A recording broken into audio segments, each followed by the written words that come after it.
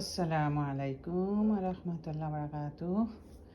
কেমন আছেন সবাই? আজকে আপনাদের সাথে একটা কিছু শেয়ার করতে যাইতেছি। এটা হয়েছে বাংলাদেশ থেকে ফজলি আম এসেছে। দেখেন অনেক সুন্দর, আলহামদুলিল্লাহ। গ্রানটা যে কি সুন্দর! আসলে আমাদের বাংলাদেশের জিনিসের গ্রানটাই অন্যরকম। গ্রানের সাথে সাথে আল্লাহ সব কিছু আসলে খাওয়ার একটা অন্যরকম ফিলিংস আসে যায়। তো এক ভাই এখানে বাংলাদেশ থেকে জিনিস এই আমগুলো আনে, কাঁঠাল আনে, দেখেন বিলাতি গাব গাব নিয়ে আসছে, তারপরে ড্রাগন ফ্রুট নিয়ে আসছে। ও সবচেয়ে বড় জিনিস হচ্ছে আখ, যেটা আমরা বিদেশে বসে আসলে পাই না তেমন একটা। তা আলহামদুলিল্লাহ ভাইকে আমি অনেক দোয়া করি। অনেক সময় দেখবেন আসলে আমাদের টাকা পয়সা হইলেও বাংলার একটা জিনিস পাইলে অনেক ভালো লাগে, পাওয়াই যায় না।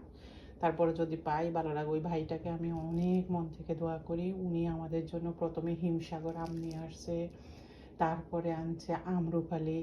আলহামদুলিল্লাহ এবার আম, কাঁঠাল বাংলাদেশের মানে অনেক খাইছি, মনটা ভরে গেছে।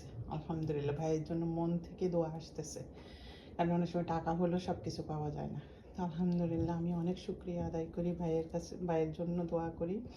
আর দেখেন এটা হচ্ছে ফজলি আম। এখন ফজলি আম নিয়ে আসছে, এখানে 5 কেজির একটা বক্স নিয়ে আসছে। আলহামদুলিল্লাহ নিয়ে আসলাম, আপনাদের সাথে ফিলিংসটা শেয়ার করলাম। অনেক ভালো লাগতেছে। এটা বিলাতি গাব। আমি মনে হয় আজ থেকে আয়ারল্যান্ডে আমি 2002-এ আসছি।